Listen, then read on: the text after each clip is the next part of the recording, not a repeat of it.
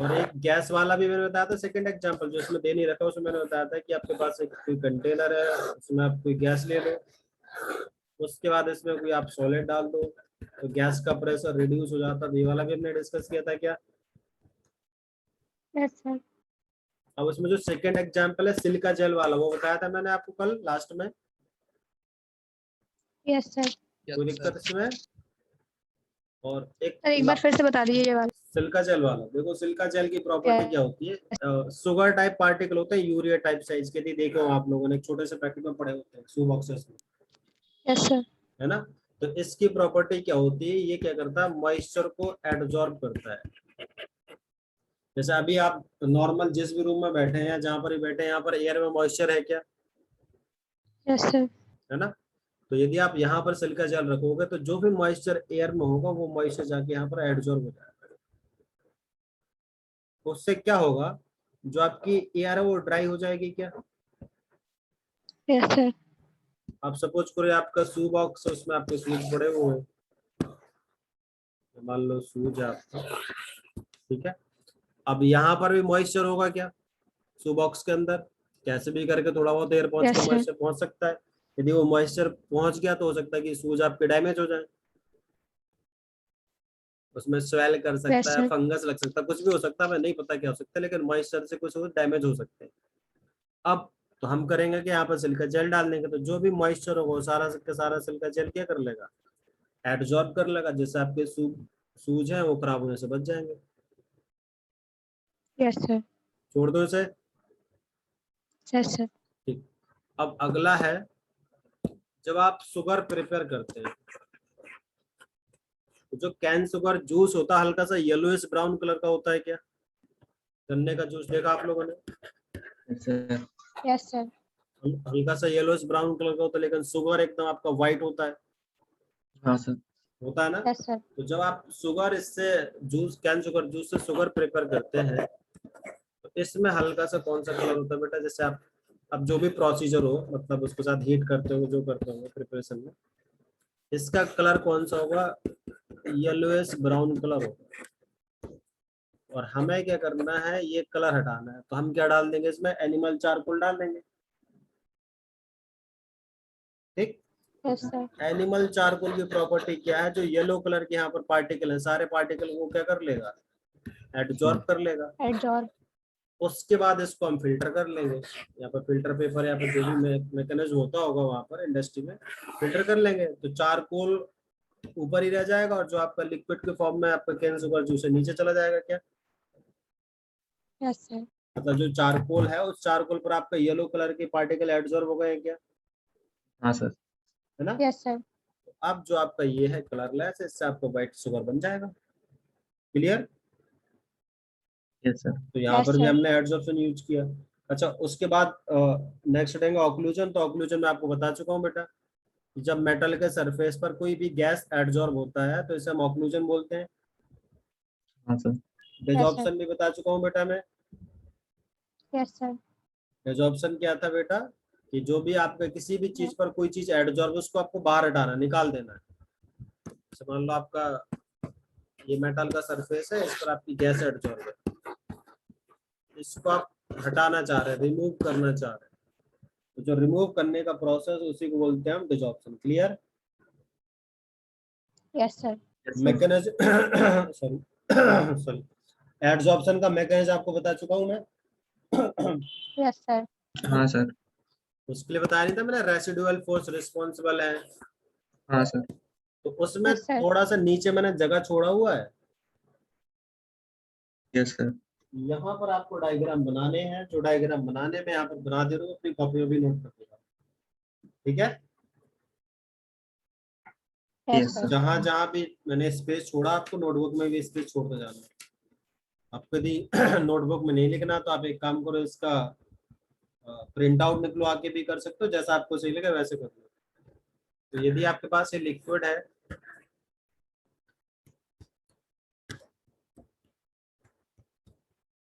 और ये लिक्विड के इंटीरियर में एक पार्टिकल है, तो उसमें क्या होगा, ऑल डायरेक्शन में पार्टिकल होंगे, तो रिजल्टेंट फोर्स इस पे क्या होगा, जीरो होगा। लेकिन जो पार्टिकल सरफेस पर होगा उस पर नेट फोर्स इनवर्ड डायरेक्शन में लग रहा होगा क्या? हाँ सर। Yes, sir. तो ये डायग्राम है यहाँ पर। ये तो आपका लिक्विड के लिए होगा, सेम सॉलिड के साथ भी होगा क्या? सॉलिड के इंटीरियर में पार्टिकल है तो उसके चारों तरफ पार्टिकल्स होंगे, तो उस पर भी नेट फोर्स क्या होगा? हाँ सर।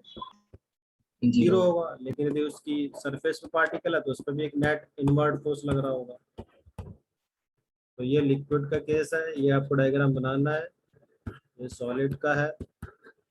और यदि आपके पास अब ट्रांजिशन मेटल है तो ट्रांजिशन मेटल के सरफेस पर फ्री वैलेंसीज आते हैं। कोई सभी मेटल है तो यहाँ पर फ्री वैलेंसीज होते हैं इस टाइप से, क्योंकि वो वेरिएबल बैलेंस शो कर सकते हैं। तो ये 3 डायग्राम है, साइड बाय साइड बना सकते हो आप। ट्रांजिशन मेटल है और ये आपके फ्री वैलेंसीज मार्क किए हैं।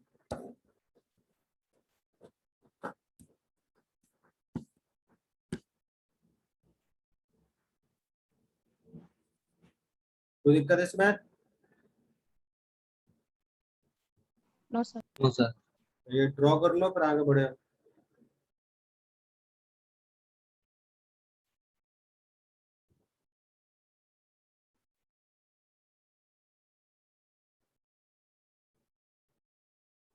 हटा दो। हाँ सर। चलो देखो, अब जैसे कोई एक मेटल का सरफेस है बेटा, और यहाँ पर कोई गैस है,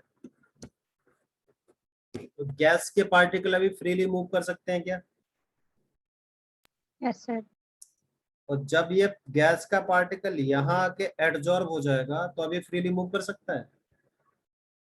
No, sir. No sir. तो हम क्या बोल सकते हैं कि इस प्रोसेस में एंट्रोपी आपका इंक्रीज हुआ है डिक्रीज हुआ? डिक्रीज। डिक्रीज हुआ ना। पहले आपका गैस था, वो सॉलिड से सेपरेट था, फ्रीली मूव कर पा रहा था, अब वो एडजॉर्ब हो गया। जब एडजॉर्ब होगा तो अभी पार्टिकल, गैस का पार्टिकल थोड़े मूव कर पाएगा, तो इसका मतलब रैंडमनेस डिक्रीज। तो हम लिखेंगे फॉर एडजॉर्प्शन। ये इसके लिए बता रहे हैं, आगे एक हेडिंग लिखा था ना, एडजॉर्प्शन एंड एक्सोथर्मिक प्रोसेस, मिल गया क्या? Yes sir. उसी में लिखना है Yes, हमें। sir. For adsorption delta S equal to negative होगा क्या? हाँ सर। Yes, sir. क्योंकि आपकी रैंडमनेस क्या हो रही है? डिक्रीज हो रही है। अच्छा, एडजॉर्प्शन होता है क्या एक्चुअल में? एडजॉर्प्शन हो रहा है क्या? यदि हो रहा तो प्रोसेस स्पॉन्टेनियस है, तो डेल्टा जी क्या होगा? Negative. cause absorption is spontaneous process। कोई दिक्कत है इसमें? No sir. अरे भाई, कोई गैस यदि आप सॉलिड के आसपास लाओगे तो सॉलिड गैस को एब्जॉर्ब करेगा ना, करेगा तो हाँ सर। प्रोसेस हो गया, तो स्पॉन्टेनियस हो तो डेल्टा जी नेगेटिव होगा। और हमें पता है डेल्टा जी क्या होता है? Yes, sir. Delta H minus T delta S होता है क्या बेटा? Yes sir. Yes, sir. अच्छा, डेल्टा एस की वैल्यू निगेटिव है तो ये वाला टर्म आपका क्या हो जाएगा? पॉजिटिव हो जाएगा क्या? हाँ सर। पॉजिटिव आएगा ना। क्यों यस सर। पॉजिटिव आएगा? क्योंकि आपका माइनस पहले से लगा हुआ, डेल्टा एस भी माइनस है, माइनस माइनस पॉजिटिव हो जाएगा। और लेकिन आपको पता है कि प्रोसेस स्पॉन्टेनियस हो तो डेल्टा जी क्या होना चाहिए आपका? निगेटिव होना चाहिए क्या? Yes sir. तो एक ही Yes, तरीका sir. बचा है डेल्टा जी निगेटिव होने का, कि डेल्टा एच क्या हो आपका? निगेटिव हो। Yes, sir. नहीं समझे क्या बोल रहा हूँ मैं? समझ गए सर। समझ गए. है ना। ये वाला टर्म आपका क्या है बेटा? पॉजिटिव है। और प्रोसेस के लिए डेल्टा जी निगेटिव हो तो डेल्टा जी निगेटिव आप कैसे हो सकता है? यहाँ पर कैसे हुआ होगा? जब डेल्टा एच क्या रहा होगा इसका? निगेटिव। क्लियर? Yes sir. अच्छा, डेल्टा एच नेगेटिव का प्रोसेस क्या हो गया? एक्सोथर्मिक। अच्छा, केवल डेल्टा एच नेगेटिव होने से काम नहीं चलेगा, एक और चीज ध्यान रखना, साथ में ये भी होना चाहिए। तो डेल्टा एच का मैग्नीट्यूड है तो टी डेल्टा एच से क्या होना चाहिए? ज्यादा भी होना चाहिए, है ना। हाँ मान लो मैं बोलूँ ये माइनस का 20 है नेगेटिव और ये प्लस का 100 है, तो प्रोसेस स्पॉन्टेनियस होगा क्या? No, no sir. सर। है ना, तो डेल्टा एच नेगेटिव होना चाहिए, साथ में उसका मैग्नीट्यूड टी डेल्टा एच से ज्यादा होना चाहिए, तो वहां पर ये नोट करना आपको।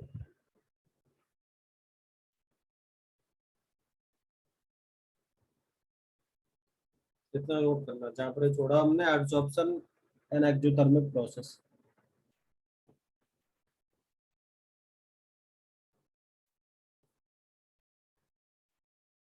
इसके आगे यहाँ थोड़ा एक स्टेटमेंट लिख देना, यहाँ पे नीचे पर इधर लिखना है इसमें, for delta G negative delta H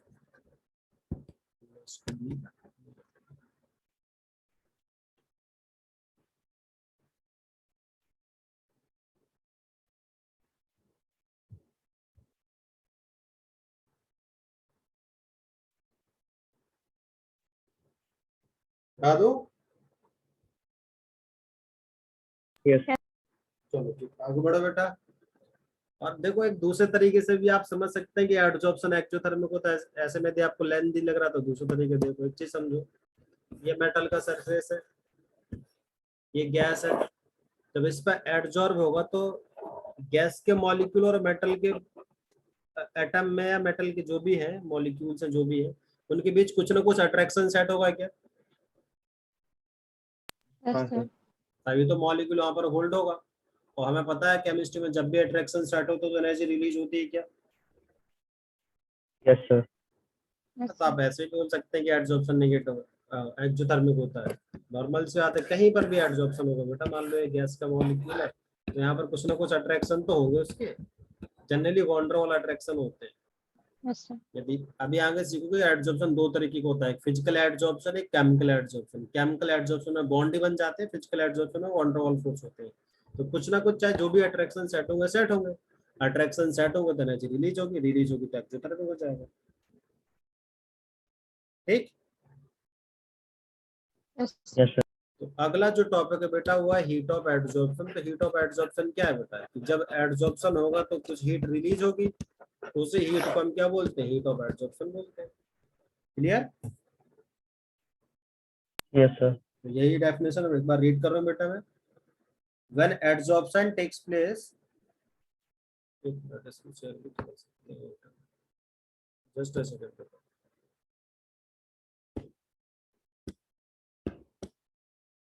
दिख रहा है आपको बेटा? Yes sir. Yes sir When adsorption takes place, the residual force on the surface of the adsorbent decreases. सही बात है क्या? एडजॉर्प्शन रेसिडुअल फोर्स की वजह से हो रहा था क्या?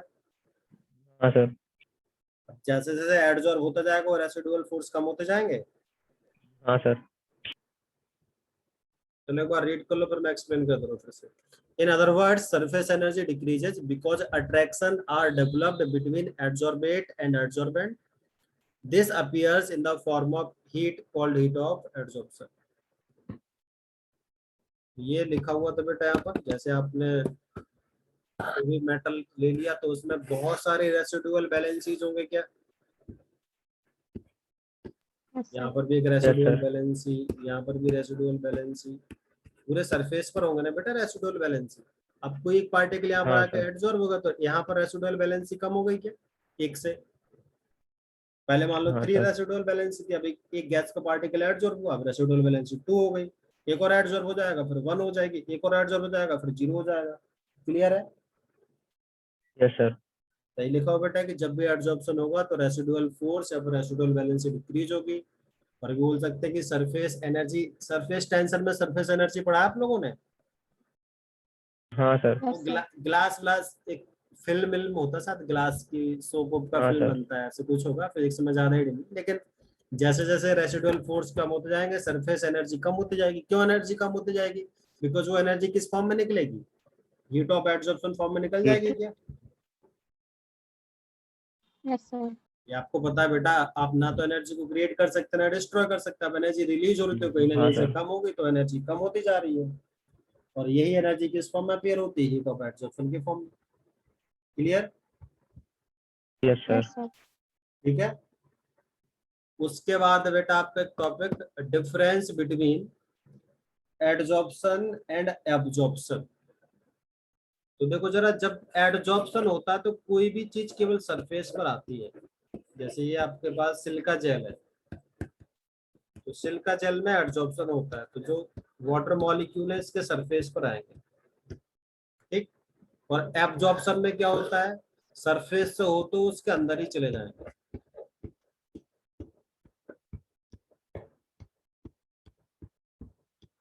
ये आपके होता है एनहाइड्रस कैल्शियम क्लोराइड में। तो एनहाइड्रस कैल्शियम क्लोराइड आप रखोगे तो वो भी मॉइस्चर को एब्जॉर्ब करता है और ये मॉइस्चर को एडजॉर्ब करता है। दोनों वाटर को क्या करते हैं, एडजॉर्ब और एब्जॉर्ब करते हैं। तो दोनों एयर को ड्राई करते हैं, लेकिन अलग अलग तरीके से। ये क्या करता है, वाटर को एडजॉर्ब कर लेता है, ये वाटर को एब्जॉर्ब कर लेता है। क्लियर है क्या? Yes sir. Yes sir. तो एडजॉर्प्शन क्या एक सरफेस फिनोमेना है, और एब्जॉर्प्शन क्या है, ये बल्क में गया है, तो मॉलिक्यूल के अंदर घुस गया है बल्क में, और ये क्या है, surface phenomena. Clear? Yes yes sir. Sir. तो जो एडजॉर्प्शन है वो सरफेस फिनोमेना है, एब्जॉर्प्शन बल्क फिनोमेना। बाकी हम कल करेंगे, क्लास खत्म हो जाएगी फिर बस, ठीक है। नेक्स्ट क्लास में डिस्कस करेंगे, और जहां जहां पर भी हमने स्पेस छोड़ा हुआ है वहां पर स्पेस छोड़ते जाना आप लोग, ठीक है। Yes sir. Yes sir.